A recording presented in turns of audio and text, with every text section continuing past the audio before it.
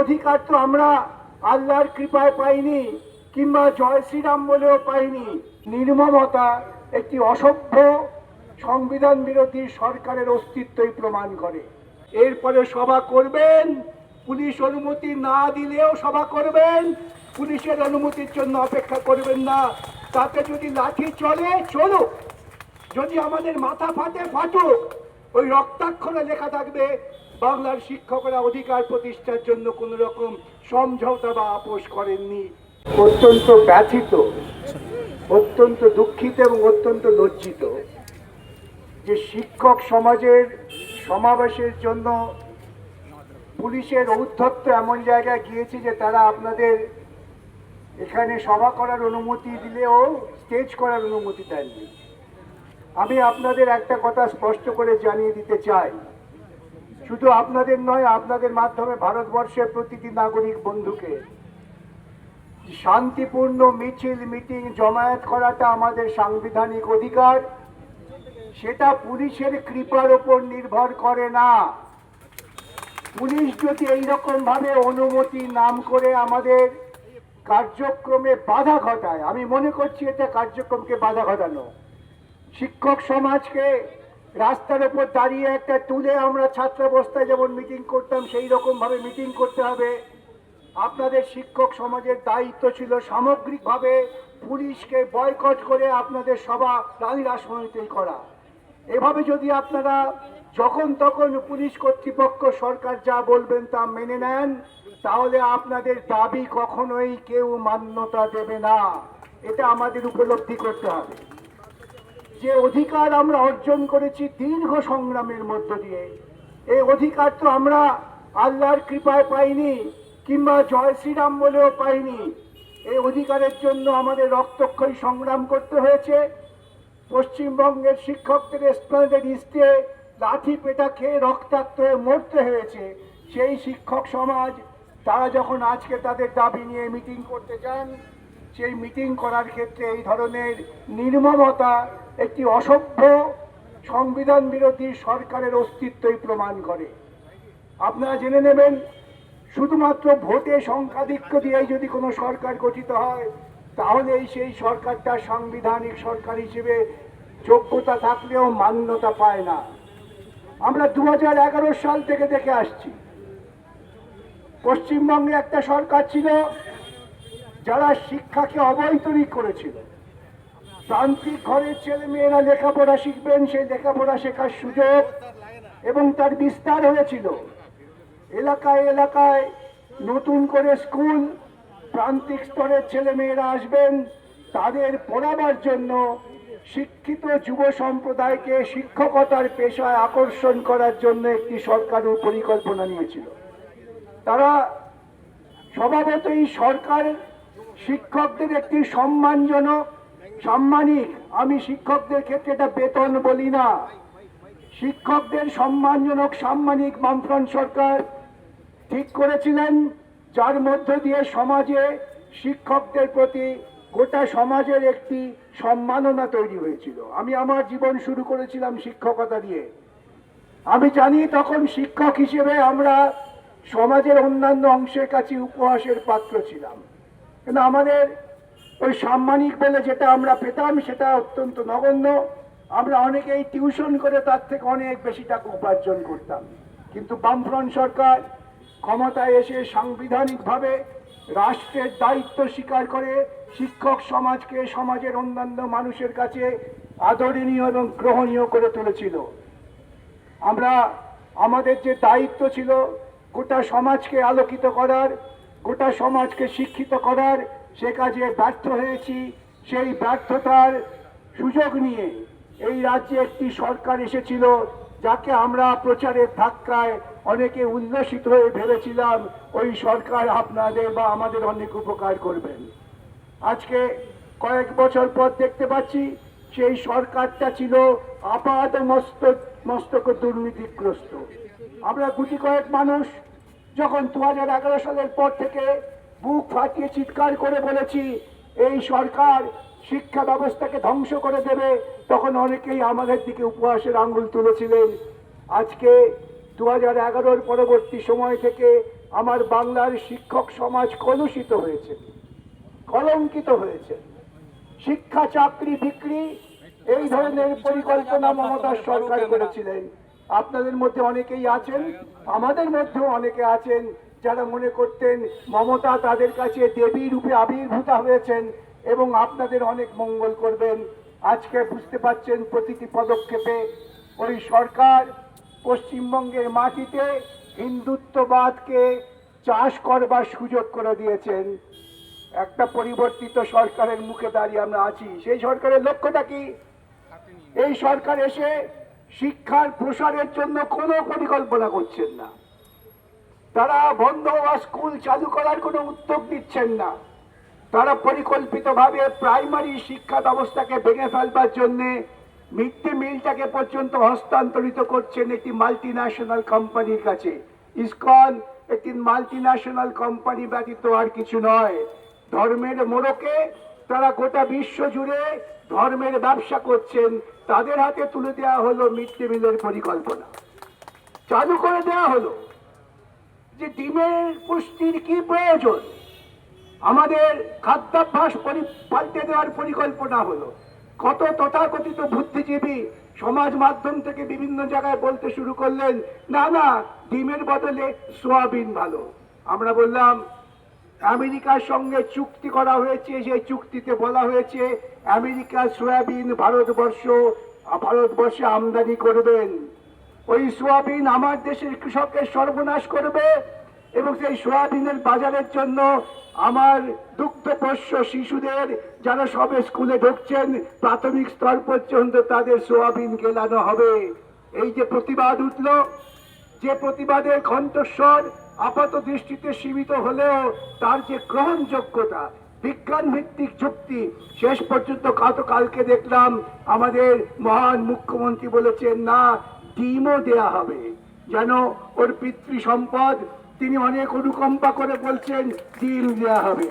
আর ব্যবস্থাটা ইসকনের কাছে থাকবে। মিড ডে মিল চালু হয়েছিল শুধু খাবার দেওয়ার জন্য নয়, মিড ডে মিল চালু হয়েছিল ছেলে মেয়েদের সঙ্গে সমাজের একটা বৃহত্তর গোষ্ঠীর সন্তান মাতৃস্নেহ এই বিনিময়ের একটা প্রকল্প।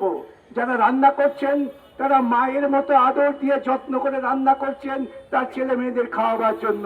আজকে তাদের মাতৃত্বের বন্ধন থেকে ছিন্ন করে দেওয়ার পরিকল্পনা হলো ইসকন। আমার গ্রামের মেয়েরা, আমার শহরের মেয়েরা যারা অত্যন্ত কষ্টে জীবন যাপন করেন, কিন্তু ওই বাচ্চারা খাবে এটা মনে করে সব কাজ ফেলে রেখে গিয়ে রান্না করে তাদের আদর করে খাওয়ান, তাদের আজকে বেকার করে দেওয়ার একটা সুনির্দিষ্ট পরিকল্পনা হলো। এটাও কিন্তু শিক্ষক সমাজকে ভাবতে হবে।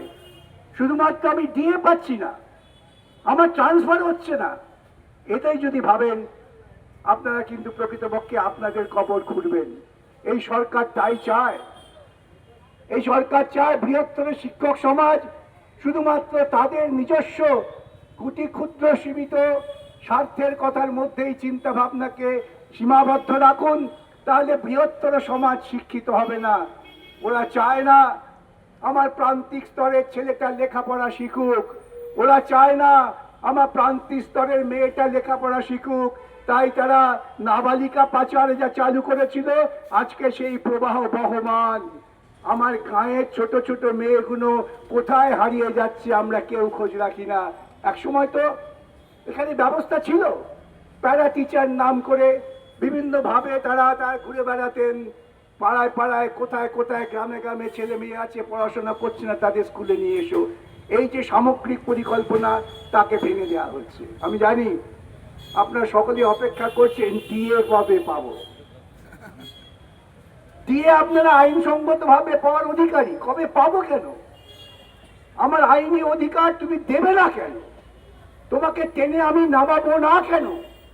অনেক লড়াইয়ের পর সুপ্রিম কোর্ট নির্ধারণ করে দিয়েছেন, সরকার কোটি কোটি টাকা খরচা করেছেন যাতে এই মামলায় সরকারি কর্মচারীরা মামলায় জিততে না পারেন। আমার আপনার করের টাকা খরচা করেছেন আমার আপনার ন্যূনতম যে পাওনা তাকে বঞ্চিত করবার জন্য। এতৎসত্ত্বেও দীর্ঘ লড়াইয়ের মধ্য দিয়ে সুপ্রিম কোর্ট বলেছেন যে ডিএটা একটা ন্যায্য অধিকার। এরা এতটাই ধূর্ত, সুপ্রিম কোর্টের সওয়ালের সময় বললেন যে শিক্ষক শিক্ষা কর্মচারী এদেরও আমাদের দিয়ে দিতে হবে সরকারি কর্মচারীদের একই ধারে, তাহলে এত টাকা পাবো কোথায়? সুপ্রিম কোর্ট বলেছে কোথায় টাকা পাবে এটা আমাদের কাছে বিবেচ্য নয়, এটা যারা দিয়ে পাবেন তাদেরও চিন্তার নয়, তোমাকে খুঁজে বার করতে হবে। তুমি সরকার, তুমি অভিভাবক, অভিভাবকের দায়িত্ব কিভাবে টাকা উপার্জন করবে, কোথা থেকে উপার্জন করে খুঁজে বার করো। তুমি টাকা দেবে পুজো করার জন্য, তুমি টাকা দেবে নামাজ পড়ার জন্য, তুমি টাকা দেবে গুন্ডামি করার জন্য, শিক্ষকদের সরকারি কর্মচারীদের পাওনা টাকা দেবে না, এটা হতে পারে না। এটা শুধু অন্যায় তাই নয়, এটা চূড়ান্তভাবে অনৈতিকতা। অবশ্য বিজেপি বা আরএসএস এর কোনো নীতিবোধ আছে বলে আমি জানি না, আমার হিসেবে তাদের কোনো নৈতিকতার চিহ্ন খুঁজে পাইনি আমরা। আজকে যে ছিল রাজ্য ভিত্তিক সিদ্ধান্ত, প্রত্যেকটি রাজ্যে ডাক্তারি এবং ইঞ্জিনিয়ারিং পড়বার জন্য একটা এন্ট্রান্স এক্সাম হতো। আমাদের রাজ্যে যেমন জয়েন্ট এন্ট্রান্স এক্সাম ছিল, এরকম সব রাজ্যেই ছিল। সেই রাজ্য থেকে মেধা বেরিয়ে আসতো। বিজেপি ক্ষমতায় এসে তারা এটাকে কেন্দ্রীকরণ করলেন যে না আমরা কেন্দ্রীয়ভাবে করব। উদ্দেশ্য কি? কেন্দ্রীয়ভাবে লুটবো। আজকে এ নিয়ে আমাদের মনে কোনো দ্বিধা থাকার কথা নয়। তারা চালু করলেন নিট, চালু করলেন এনটিআর, পাশাপাশি চালু করলেন কোচিং সেন্টার। যে কোচিং সেন্টারগুলো বিজেপি নেতারা চালাচ্ছেন, ইউপি গুজরাট ভিত্তিক সেই কোচিং সেন্টার, সেখানে কোটি কোটি টাকা দিয়ে পড়লেই তারা নিটে পাশ করে যান। আর যে প্রান্তিক ঘরের ছেলেটা যা সত্যি মেধা আছে সে উত্তীর্ণ হয় না। সিবিএসসি তে এমন পরীক্ষার মান নির্ণয় করা হয়েছে, মামলা করতে হচ্ছে। আমার খারাপ লাগে, এই সব ব্যাপারেই মামলা করতে হয়। উচ্চ মধ্যবিত্ত ঘরের যারা মনে করতেন সিবিএসই মানে এক সাংঘাতিক ঈশ্বর প্রেরিত দিন সিবিএসই, সেখানে পর্যন্ত তাদের যে নতুন পদ্ধতি চালু করছেন এআই, আর্টিফিশিয়াল ইন্টেলিজেন্স। আর্টিফিশিয়াল কথাটাই তো প্রমাণ করে দেয় যে আমাদের ইন্টেলিজেন্সের ওপরে ওদের কোনো ইন্টেলিজেন্স হতে পারে না। আমরা হচ্ছি মূল ইন্টেলিজেন্ট, আমরা দিই, ওরা আমাদের দেওয়া কাজের ওপর দাঁড়িয়ে যান্ত্রিকভাবে কাজ করে। ওরা যন্ত্রকে বিশ্বাস করার চেষ্টা করলেন, তার কারণ যান্ত্রিকভাবে করলে আমাকে তো এক্সামিনার রাখতে হবে না, এক্সামিনার রাখলে তো এক্সামিনারকে ফি দিতে হবে, ফি দিতে হবে না।